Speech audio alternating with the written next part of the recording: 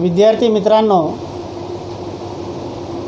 12वी तर्कशास्त्र विषयाच्या ई तासिकेमध्ये आपले सर्वांचे मनपूर्वक स्वागत आहे। आजच्या तासिकेमध्ये आपणास तर्कशास्त्रातील दुसऱ्या प्रकरणाला सुरुवात करायची आहे आणि आपल्या दुसऱ्या प्रकरणाचे शीर्षक आहे नैगमनिक सिद्धता। हे दुसरं प्रकरण आहे, त्याला आपण इंग्रजीमध्ये डिडक्टिव्ह प्रूफ असं म्हणतो। या दुसऱ्या प्रकरणामध्ये आपणास प्रामुख्याने वैधतेची आकारिक सिद्धता अभ्यासायची आहे। का अभ्यासायचं आपल्याला या प्रकरणामध्ये? वैधतेची आकारिक सिद्धता आपणास अभ्यासायची आहे। आता आपण युक्तिवादाची सिद्धता करण्यासाठी ज्या पद्धतींचा अवलंब करतो, युक्तिवादांची वैधता निश्चित करण्यासाठी, सिद्ध करण्यासाठी आपण ज्या पद्धतींचा अवलंब करतो त्या पद्धती दोन प्रकारच्या आहेत। त्या दोन प्रकारच्या पद्धती कोणत्या आहेत? त्यातली पहिली पद्धत आहे निर्णय पद्धती, डिसिजन प्रोसिजर, जे आपण पहिल्या प्रकरणामध्ये अभ्यासलेलं आहे। आणि त्या निर्णय पद्धती तीन प्रकारच्या आहेत। एक सत्यता कोष्टक पद्धती, ट्रूथ टेबल मेथड, दुसरी लघु सत्यता कोष्टक पद्धती, शॉर्टर ट्रूथ टेबल मेथड, आणि तिसरी सत्यता वृक्ष पद्धती, ट्रूथ ट्री मेथड। अशा तीन निर्णय पद्धती आहेत, ज्यातली एक निर्णय पद्धती सत्यता कोष्टक आपण 11वीमध्ये अभ्यासलेली आहे आणि दुसरी पद्धत लघु सत्यता कोष्टक आपण 12वीच्या पहिल्या प्रकरणामध्ये अभ्यासलेली आहे। युक्तिवादाची वैधता निश्चित करण्यासाठी आपण जी दुसरी पद्धत अवलंबतो ती दुसरी पद्धत आहे युक्तिवादाची नैगमनिक सिद्धता। नैगमनिक सिद्धता, डिडक्टिव्ह प्रूफ। याच्यासुद्धा तीन प्रकार आहेत। एक प्रत्यक्ष सिद्धता, डायरेक्ट प्रूफ, दुसरं सोपाधिक सिद्धता, कंडिशनल प्रूफ, तिसरं अप्रत्यक्ष सिद्धता, इनडायरेक्ट प्रूफ। अशा तीन नैगमनिक सिद्धता पद्धती आहेत, ज्यातली आपणास दोन पद्धती या प्रकरणामध्ये, नैगमनिक सिद्धता या प्रकरणामध्ये अभ्यासायच्या आहेत। त्या दोन पद्धती आहेत सोपाधिक सिद्धता, कंडिशनल प्रूफ, आणि दुसरी पद्धत आहे अप्रत्यक्ष सिद्धता, इनडायरेक्ट प्रूफ। या दोन पद्धतींचा अभ्यास आपणास या दुसऱ्या प्रकरणात करावयाचा आहे। विद्यार्थी मित्रांनो, आपण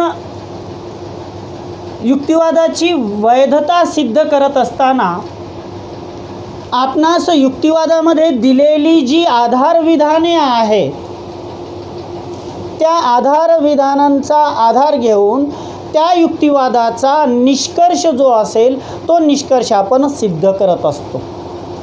युक्तिवादामध्ये दोन घटक येतात, हे 11वीला अभ्यासलेलं आहे आपण। युक्तिवादामध्ये पहिला घटक येतो आधार विधाने आणि दुसरा घटक येतो निष्कर्ष विधान। आधार विधाने असं म्हणत आहे मी, याचा अर्थ युक्तिवादामध्ये आधार विधान हे एक किंवा एकापेक्षा जास्त येऊ शकतात, परंतु प्रत्येक युक्तिवादात येणारा निष्कर्ष विधान हे मात्र एकच असतं। तर प्रत्येक युक्तिवादामध्ये येणारा निष्कर्ष आपण आधार विधानांच्या साहाय्याने सिद्ध करत असतो। मग हा युक्तिवादाचा निष्कर्ष आधार विधानांच्या साहाय्याने सिद्ध करत असताना, तो निष्पादित करत असताना, तो निगमित करत असताना आपण काही नियमांचा आधार घेत असतो आणि त्या नियमांचा आधार घेऊन युक्तिवादात दिलेला निष्कर्ष हा युक्तिवादातील आधार विधानांच्या साहाय्याने आपण सिद्ध करतो। ते नियम कोणते आहेत, ते रूल्स कोणते आहेत, त्याचा आपणास अगोदर अभ्यास करावा लागेल। ते रूल्स अभ्यासले तरच आपण युक्तिवादाची सिद्धता देऊ शकतो। ते नियम दोन प्रकारचे आहेत। एक आहे अनुमानाचे नियम। अनुमानाचे नियम, rules of inference. Rules of inference हे अनुमानाचे नियम आणि हे अनुमानाचे एकूण नियम आपणास 9 आहे. त्यानंतर आणखीन काही नियम आहेत. दुसरे प्रतिनिवेशनाचे नियम. दुसरं कोणते नियम? प्रतिनिवेशनाचे नियम. यालाच आपण स्थानांतराचे नियम असंही म्हणतो आणि यालाच आपण सममूल्यतेचे नियम असंही म्हणतो. याला इंग्रजीमध्ये आपण रूल्स ऑफ रिप्लेसमेंट असं म्हणतो. रूल्स ऑफ रिप्लेसमेंट, स्थानांतराचे नियम. आणि हे स्थानांतराचे नियम किंवा प्रतिनिवेशनाचे नियम 10 आहे. म्हणजे अनुमानाचे 9 नियम आणि प्रतिनिवेशनाचे म्हणजे स्थानांतराचे 10 नियम. या 19 नियमांच्या साहाय्याने आपणास युक्तिवादाची आकारिक सिद्धता द्यावयाची असते.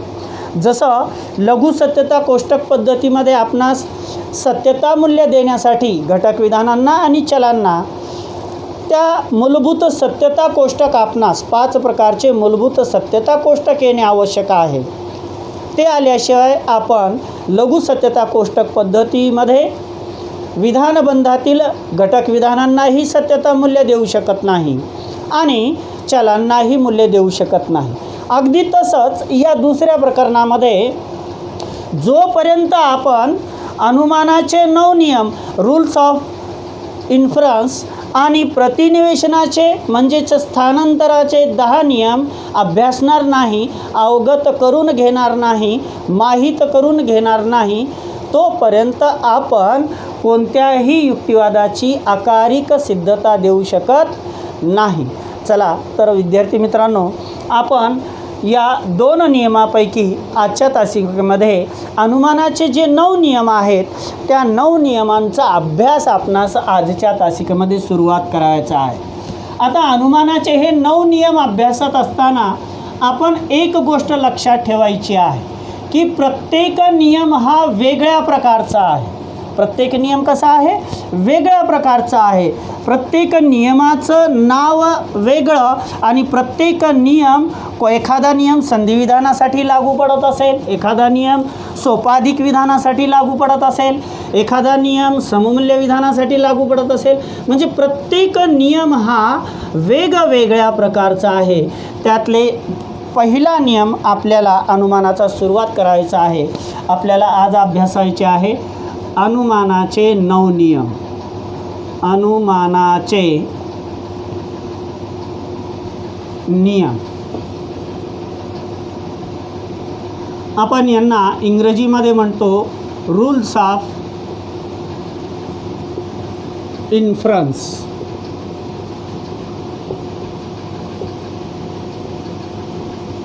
हे नियम आपणास आजच्या तासिकेत अभ्यासायचे. अनुमानाच्या नियमामधला पहिला नियम आहे, अनुमानाच्या नियमामधला पहिला नियम आहे विधायक विधी. पहिला नियम कोणता आहे? विधायक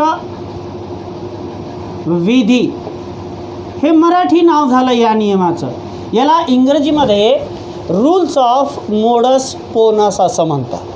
हे त्याचं इंग्रजी नाव आहे आणि लिहित असताना या इंग्रजी नावाला रूल्स ऑफ मोडस पोनस याला आपण शॉर्ट फॉर्ममध्ये MP असं लिहितो. आता अनुमानाचा हा जो पहिला नियम आहे विधायक विधीचा नियम, हा अनुमानाचा नियम सोपाधिक विधानाशी संबंधित आहे. कोणत्या विधानाशी संबंधित आहे? सोपाधिक विधानाशी संबंधित आहे.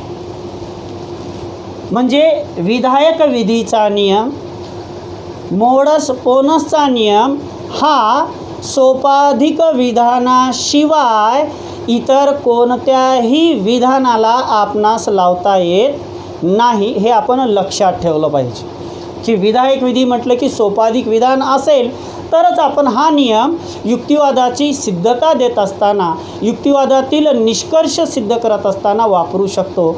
आणि जर सोपाधिक विधान नसेल तर आपण विधायक विधीचा नियम वापरू शकत नाही. तर काय नियम आहे आपण पाहूया. विद्यार्थी मित्रांनो, हे नियम अभ्यासत असताना माझी आपणास एक सूचना आहे, हे नियम आपण रुची घेऊन शिकून घेतले पाहिजे, आवड निर्माण करून, तर आपणास हे नियम पटकन समजतील. जसं आपण पेपरमध्ये आलेली कोडी सोडवतो, उभा बसणारा शब्द कोणता, आडवा बसणारा शब्द कोणता, हे दोन्ही उभे आणि आडवा शब्द बसत असेल तरच तो शब्द आपण लिहितो. तिथं आपल्या बौद्धिक क्षमतेला चालना मिळते. तसं हे जे नियम आहेत तर्कशास्त्रामध्ये, हे नियम आपल्या बौद्धिक क्षमतेला चालना देणारे आहे. म्हणून याच्यामध्ये आपण रुची जर घेतली तर हे नियम आपणास पटकन आणि सहजतेने अवगत होतील. हा नियम विधायक विधीचा नियम, मोडस पोनसचा नियम सोपाधिक विधानाशी संबंधित आहे. हा नियम काय म्हणतो पहा, की जर एखादे सोपाधिक विधान दिलेले असेल, जर एखादे सोपाधिक विधान दिलेले असेल आणि त्या सोपाधिक विधानातील पूर्वांग जर आपणास माहीत असेल, त्या सोपाधिक विधानातील पूर्वांग जर आपणास माहीत असेल, तर विधायक विधीच्या नियमानुसार म्हणजेच मोडस पोनसच्या नियमानुसार त्या सोपाधिक विधानाचा जो काही उत्तरांग असेल तो आपण सिद्ध करू शकतो. आता उत्तरांग काय आहे, इथं क्यू, हा क्यू इथं आपण लिहिला. हा आपणास दिलेला युक्तिवाद आहे. 2 नंतर येणारा क्रमांक आपण या ठिकाणी लिहा. 3, 1, 2 आणि 2 नंतर येणारा क्रमांक 3 आपण रेष मारली आणि याच्यानंतर आपण हा निष्कर्ष आधार विधानातून सिद्ध करत आहोत. नियम कसा आहे हे इथं लागलीच आपणास पटकन समजून येईल. पहा नियम काय म्हणतो इथं, की विधायक विधीचा नियम, एमपीचा नियम हा फक्त आणि फक्त सोपाधिक विधानाला लागू पडतो, दुसऱ्या कोणत्याही विधानाला लागू पडत नाही. काय म्हणतो नियम, की जर एखादे सोपाधिक विधान दिलेले असेल आणि त्या सोपाधिक विधानातील पूर्वांग म्हणजे पहिला भाग आपल्याला माहीत असेल, तर त्या सोपाधिक विधानाचा जो काही उत्तरांग असेल तो उत्तरांग आपण जशास तसा बाजूला काढून सिद्ध करू शकतो. कोणत्या नियमाला अनुसरून, एमपीच्या नियमाला अनुसरून. कोणत्या नियमाला अनुसरून, विधायक विधीच्या नियमाला अनुसरून. चला तर आपण हा निष्कर्ष क्यू, हा निष्कर्ष आपल्याला आधार विधानातून सिद्ध करावयाचा आहे. एक नियम आपण अभ्यासलेला आहे, सोपाधिक विधानातील पूर्वांग आहे पी. हा पूर्वांग आपणास या ठिकाणी माहीत आहे, म्हणून सोपाधिक विधानातील पूर्वांग जर माहीत असेल तर विधायक विधीच्या नियमानुसार म्हणजे एमपीच्या नियमानुसार त्या सोपाधिक विधानाचा उत्तरांग जशास तसा सिद्ध करू शकतो. इथला उत्तरांग आपण इथं जशाला तसा लिहिला. आता आपल्याला हे क्यू या सोपाधिक विधानाचा उत्तरांग इथं जो लिहिलेला आहे त्याचं समर्थन करणारे क्रमांक आणि तो नियम लिहायचा आहे, की हा क्यू आपण इथं कोणत्या नियमाला अनुसरून बाजूला काढलेला आहे. तर पहा आपल्याला सोपाधिक विधानाचा पूर्वांग माहीत आहे. सुरुवात कुठून केली आपण, सोपाधिक विधानाचा, सोपाधिक विधानाचा सुरुवात इथून केलेली आहे. मग त्याचा काय क्रमांक आहे, 1. तो क्रमांक इथं लिहून घ्या, 1 कॉमा. पूर्वांग आपणास माहीत असेल, पूर्वांग काय आहे सोपाधिक विधानाचा पी, आपणास तो कुठं माहीत आहे, इथं. त्याचा काय क्रमांक आहे, 2 कॉमा देऊन 2 लिहा. कोणता नियम लावून, कोणत्या नियमाच्या साहाय्याने त्या सोपाधिक विधानाचा उत्तरांग आपण क्यू इथं सिद्ध केलेला आहे, तर तो नियम आहे विधायक विधी म्हणजे एम पी. आपण या ठिकाणी त्याचं समर्थन करायचं आहे, की या सोपाधिकचा क्यू या ठिकाणी जो आपण वेगळा केलेला आहे, सिद्ध केलेला आहे, तो एम पी 1, 2 या आधार विधानांना आपण एम पीचा नियम वापरून सोपाधिक विधानाचा उत्तरांग बाजूला काढलेला आहे. विद्यार्थी मित्रांनो, काही ठिकाणी हा विषय मराठी माध्यमात आहे, काही ठिकाणी इंग्रजी माध्यमात आहे. तर इथं समर्थन करत असताना आपणास इंग्रजी अक्षरं नको वाटत असतील तर आपण या ठिकाणी मराठीतले सुद्धा अक्षर लिहू शकता. विधायक विधी, विधायक विधी, वी जर केलं तर ते विधायक विधी असं होतं. एम पी नको वाटेल आपणास, विधायक विधी लिहा. विधायक विधी नको वाटेल, एम पी लिहा, म्हणजे मोडस पोनस लिहा, चालेल. हा आपला पहिला नियम आहे. नियम लक्षात घ्या. सोपाधिक विधानाचा पूर्वांग आपणास माहीत असला पाहिजे. तर त्या सोपाधिक विधानाचा जो काही उत्तरांग असेल, मग त्या उत्तरांगामध्ये एखादं चल असू शकतं, एखादं घटक विधान असू शकतं, किंवा एखादा चौकटी कंस किंवा छोटा कंस असू शकतो. तो उत्तरांग संपूर्ण जशाला तसा बाजूला काढून आपण सिद्ध करू शकतो. तो नियम आहे विधायक विधी. सोपाधिक विधान दिलेलं असेल, त्या सोपाधिक विधानाचा पूर्वांग जर आपल्याला माहीत असेल तर विधायक विधीच्या म्हणजे एम पीच्या नियमानुसार त्या सोपाधिक विधानाचा उत्तरांग जशाला तसा बाजूला काढू शकतो. आणि आपला इथं निष्कर्ष काय आहे पा क्यू, तो आपण इथं सिद्ध केलेला आहे.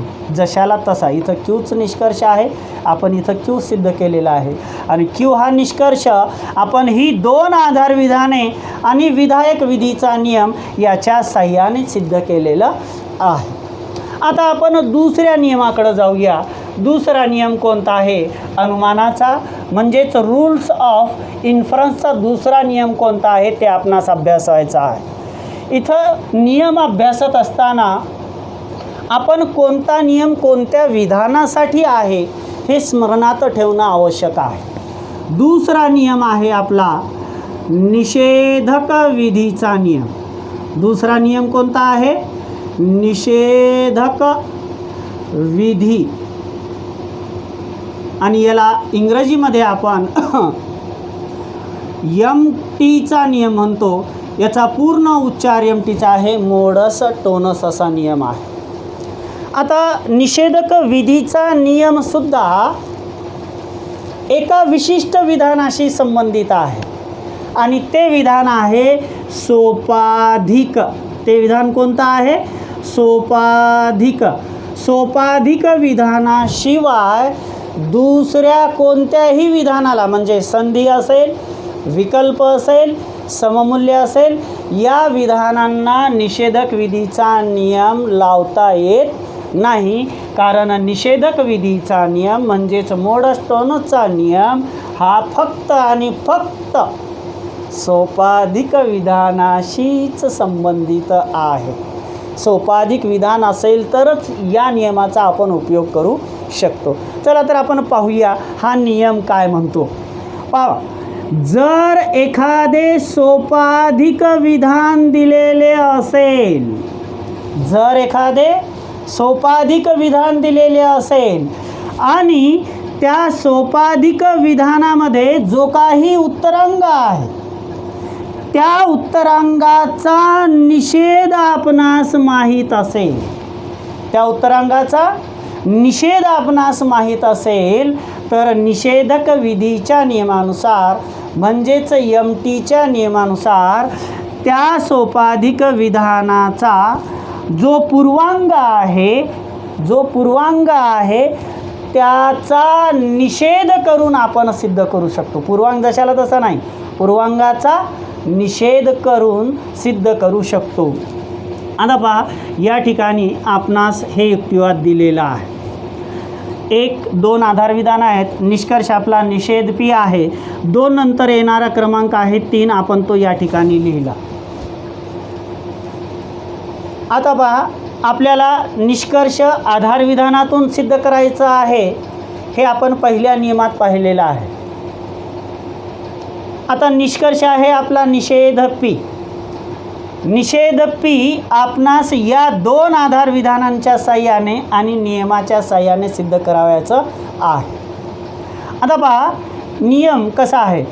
निषेधक विधीचा म्हणजेच एम टीचा मोडस टोनसचा नियम कसा आहे पहा, की एखादे सोपाधिक विधान दिलेले असेल आणि त्या सोपाधिक विधानामध्ये जो उत्तरांग आहे त्या उत्तरांगाचा निषेध, तिथं जे उत्तरांग असेल त्या घटक विधानामध्ये त्याचा निषेध जर आपणास माहीत असेल तर त्या सोपाधिक विधानातील जो काही पूर्वांग असेल त्याचा निषेध करून आपण सिद्ध करू शकतो. चला तर आपण पाहूया. आपल्याला सोपाधिक विधानातील पूर्वांगाचा निषेध सिद्ध करायचा आहे. करू शकतो का? करू शकतो. कारण सोपाधिक विधानातील जो उत्तरांग आहे त्याचा निषेध आपणास या ठिकाणी माहीत आहे. म्हणून निषेधक विधीच्या नियमानुसार म्हणजेच MTच्या नियमानुसार त्या सोपाधिक विधानातील पूर्वांगाचा निषेध करून, पूर्वांग काय इथं P आहे, Pचा निषेध काय होईल? निषेध P सिद्ध करू शकतो. सुरुवात कुठून केली होती पहा आपण? सोपाधिक विधानातील म्हणजे सोपाधिक विधानापासून सुरुवात केली होती. त्याचा काय क्रमांक आहे तो लिहा इथं. उत्तरांगाचा निषेध Qचा निषेध Q इथं आहे. त्याचा काय क्रमांक आहे? 2. कॉमा देऊन 2 क्रमांक लिहा. कोणता नियम लावून त्या सोपाधिक विधानातील पूर्वांगाचा निषेध सिद्ध केला? निषेधक विधीचा नियम. म्हणजेच आपण या ठिकाणी MTचा नियम लावलेला आहे. आपल्याला इंग्रजी नको वाटलं तर नि आणि वी म्हणजे निषेधक विधी असा उल्लेख आपण करू शकता. हे 2 नियम झाले. पहिला नियम विधायक विधीचा MPचा नियम, तोही सोपाधिक विधानाशी संबंधित आहे. सोपाधिक विधान दिलेलं असेल, पूर्वांग आपणास माहीत असेल तर उत्तरांग जशाला तसा बाजूला काढू शकतो. दुसरा नियम निषेधक विधीचा नियम, MTचा नियम, मोडस्टोनसचा नियम. इथं हा नियमसुद्धा सोपाधिक विधानाशीच संबंधित आहे. पण इथं एखादं सोपाधिक विधान दिलेलं असेल आणि त्या सोपाधिक विधानातील जो उत्तरांग आहे त्याचा निषेध जर आपणास माहीत असेल तर निषेधक विधीच्या नियमानुसार त्या सोपाधिक विधानातील पूर्वांगाचा निषेध करून आपण सिद्ध करू शकतो. सोपाधिक विधान उत्तरांगाचा निषेध माहीत असेल तर पूर्वांगाचा निषेध सिद्ध करता येतो. हा दुसरा नियम आहे. आता हा दुसरा नियम झाल्यानंतर आपणास तिसरा अनुमानाचा नियम अभ्यासायचा आहे आणि त्या तिसऱ्या नियमाचं नाव आहे लक्षितता शृंखला. तिसऱ्या नियमाचं नाव काय आहे? लक्षितता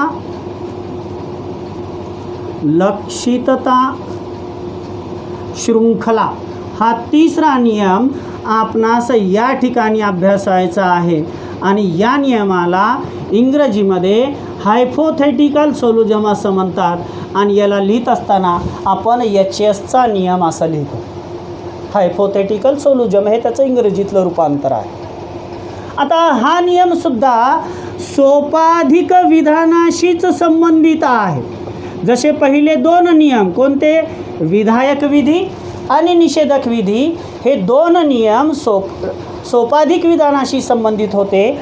तसंच लक्षितता शृंखला हा तिसरा नियमसुद्धा सोपाधिक विधानाशीच संबंधित आहे.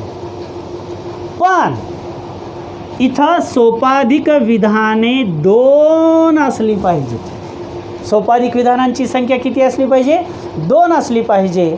तरच आपण लक्षितता शृंखलाचा नियम म्हणजेच HSचा नियम हायपोथेटिकल सोल्युजनचा नियम वापरू शकतो. आता तो नियम काय आहे पहा की जर 2 वेगवेगळी सोपाधिक विधाने दिलेली असतील, जर 2 वेगवेगळी सोपाधिक विधाने दिलेली असतील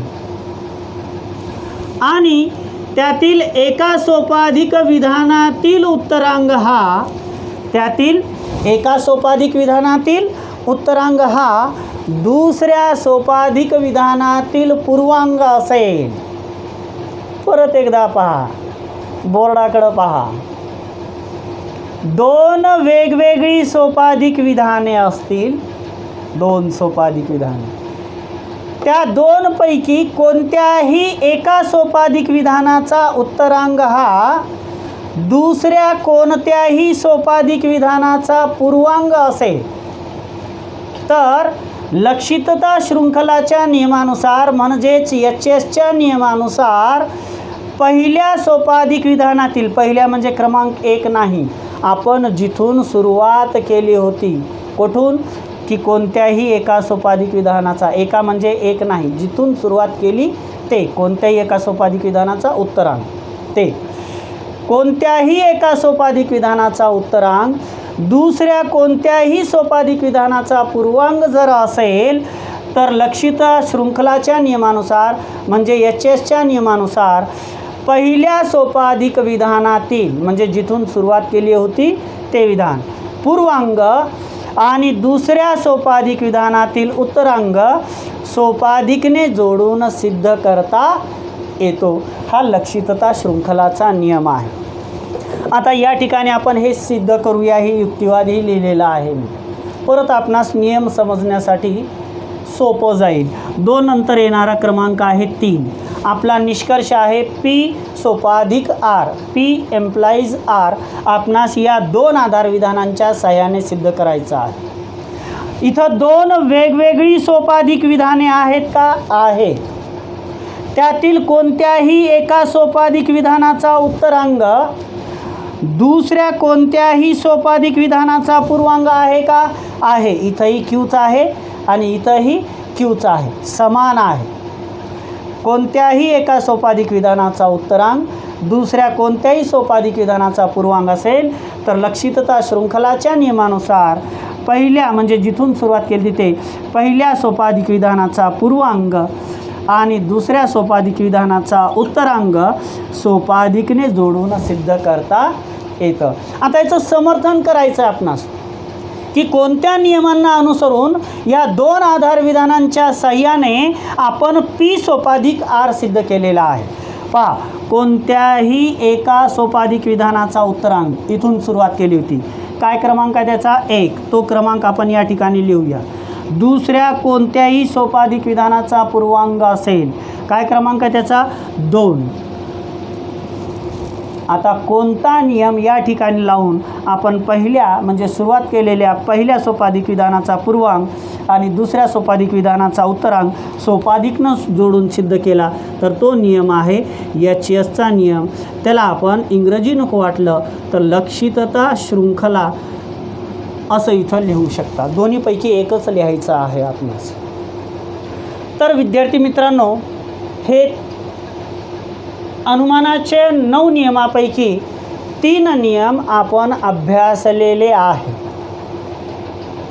आता हे 3 नियम तिन्ही नियम सोपाधिक विधानाशी संबंधित आहेत। विधायक विधीचा नियम, MP चा नियम, मोडस पोनसचा नियम, निषेधक विधीचा नियम, मोडस टोनसचा नियम, MT चा नियम आणि शेवटचा आहे लक्षितता शृंखला HSचा नियम, हायपोथेटिकल सोल्युजनचा नियम। हे 3 नियम आपण आजच्या तासिकेत अभ्यासले आहेत। उद्याच्या तासिकेत आपण पुढील नियम अभ्यासूया। आपणास हे नियम अभ्यासत असताना आजच्या 3 नियमामध्ये काही अडचण असेल तर माझ्या यूट्यूब चॅनलच्या चॅटबॉक्समध्ये आपल्या अडचणी मला अवश्य आपण पाठवावे। आपल्या अडचणींचं समाधान करण्याचा मी नक्कीच प्रयत्न करेन। आणि जर आपणास माझे हे व्हिडिओ आवडले, तर्कशास्त्र हा विषय आपणास यामुळे सुगम होत असेल, याच्यात रुची निर्माण होत असेल, आपणास जर आनंद येत असेल तर्कशास्त्र विषयामध्ये तर माझ्या यूट्यूब चॅनलला आपण नक्कीच सबस्क्राईब करावं। माझे व्हिडिओ आपण शेअर करावे आणि त्यांना लाईकसुद्धा करावं। आजच्या तासिकेसाठी आपले खूप खूप धन्यवाद।